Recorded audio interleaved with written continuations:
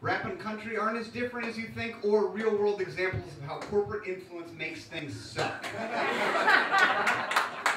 Just think about that for a second. Maybe my automatic timer isn't as automatic as I thought. Oh, there we go. A lot of people think rap and country are polar opposites, black versus white, country versus city. But actually they have almost identical trajectories in the late 20th century and early 21st century, as we will get into. They're both art forms born from neglect. They are what happens when people move to the suburbs and leave large portions of people behind. They are what people make when they are bored and want to entertain themselves, and yet they can become profitable. It's Darwinian. When you isolate a species, it develops its own unique attributes. In this case, it's a form of self-expression.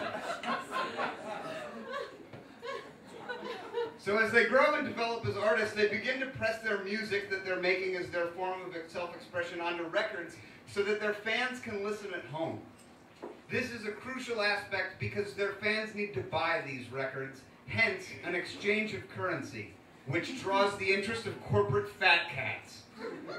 But at first these fat cats don't care because it doesn't seem like they are anything more than a niche audience. They are simply an outsider art form making art for themselves, and they are of no interest to people in the suburbs.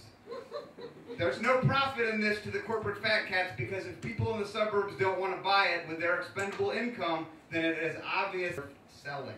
Rebellion is appealing to people who grow up in places where everything is the same. And both rap and country have vital aspects of rebellion.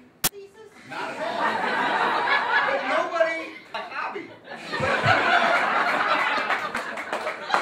People don't recognize that there's any money in it because Billboard is the one who says what is popular, and up until 1991, Billboard builds all of their by asking record store clerks what they think is cool and what's the best. There's no actual science. So all the corporate fat cats don't really care because the record store clerks who they're paying with free tickets and stuff.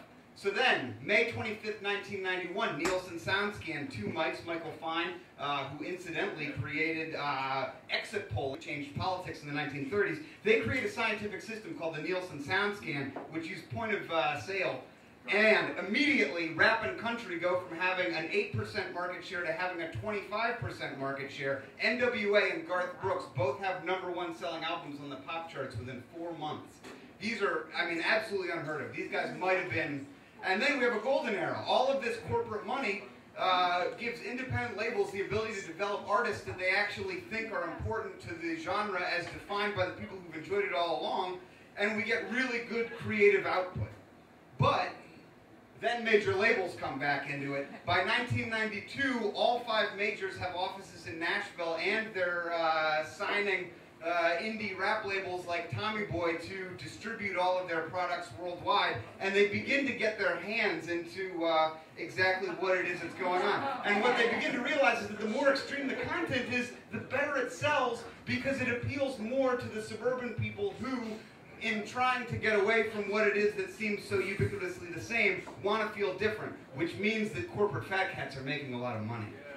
So, once they're making their money, they realize that what they can do is make the content more and more extreme constantly by focusing more on violence and redneckiness. And what we get is a caricature of what formerly was. These people, they are exploiting the iconography in order to make it something that is as highly profitable as possible. We have no idea how hard it was to find that Puff Daddy picture. And everyone makes money. A lot of money. A lot of money.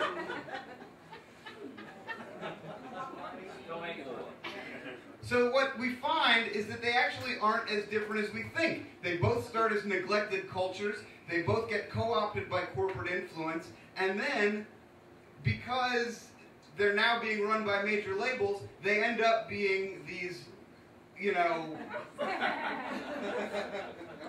T-Pain and Taylor Swift.